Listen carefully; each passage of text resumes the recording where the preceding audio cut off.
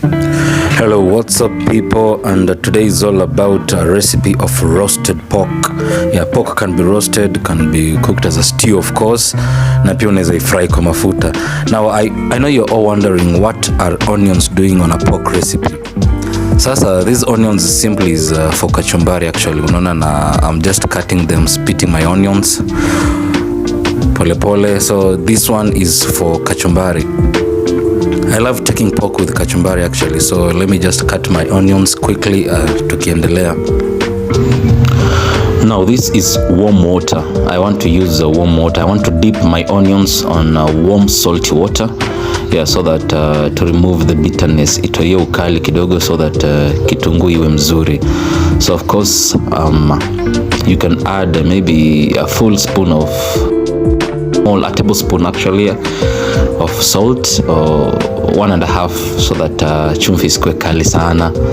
Yep, and then you stir pole pole, and then after that you dip your onions in that water and unaifunika with a lid on top and give it like around how many minutes, depending on how long you want kuzifunika, but I can give them around 30 minutes, though mi ufunika until nimalize kupika. So by the time nafunika and then I cook other meals pole pole, by the time I now putting food on the table, I now open the lid and yeah, kama hiyo. But then in the middle I'll mix it with onions of course. So the purpose of putting onions on a salty water, it's kutoa ile ukali, and make sure you mix with salt so that salt itoshe vizuri. Mimi I always believe that when you're making kachumbari you don't need to sprinkle salt on top of it. Hiyo salt na feel haitashika vizuri, so you just put salt on a warm water and then you dip your onions, your onions there and give it some time.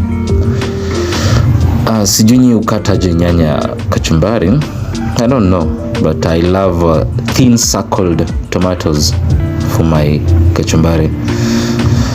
Yep. And guys, remember to always subscribe on this YouTube channel. Click on the notification bell, make sure you share, and yeah. So here hapa hivi ukiona like I have soaked my onions for some few minutes, for around 30 minutes, and then what you need to do, you pour the water, unamwagilia maji yenye ime soak vitunguu, and then of course now you will mix with onions. Ina depend, as long as you just feel like kitunguu imekuwa soaked kwa maji long enough, unaona. So kila mtu ako na time yake.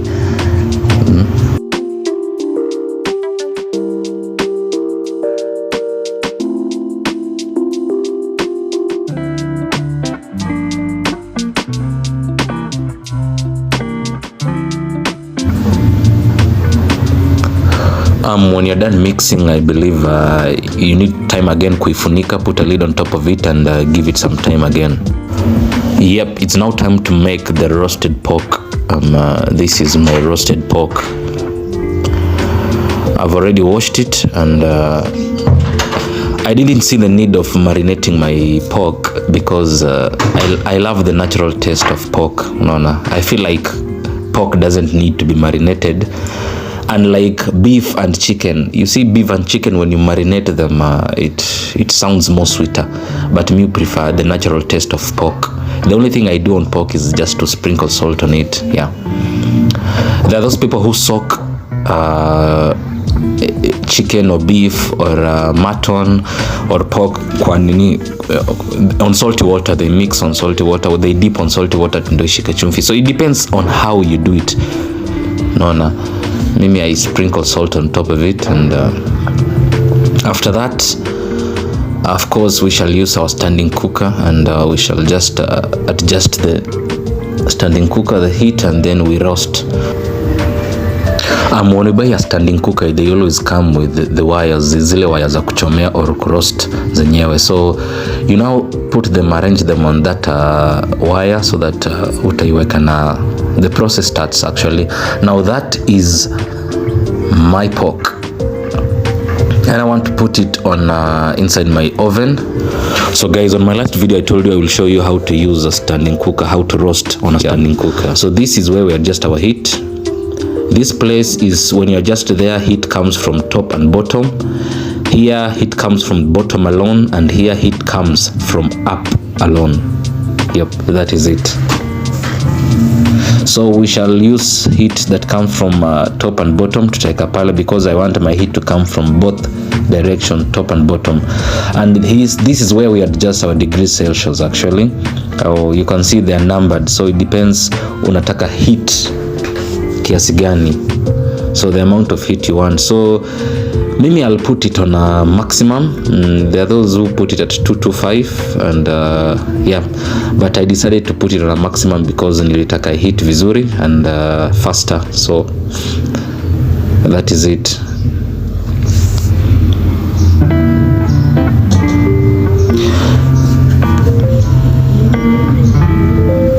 Yep, so you preheat actually before you roast any meat inside. Make sure you preheat the standing cooker for like 15 minutes before uweke. So as you can see, mimi nili preheat.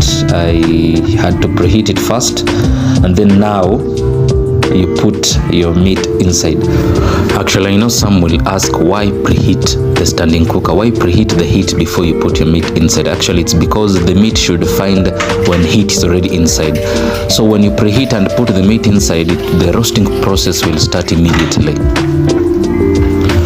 Okay guys, my meat is now ready to start the roasting process. I'll give it like okay, the good thing about the standing cooker also, you have a timer, so you time yourself, unaeka the minutes that you want. Okay, actually mimi nileka 30 minutes. I'll just put 30 minutes because 30 minutes is enough for your meat to be roasted.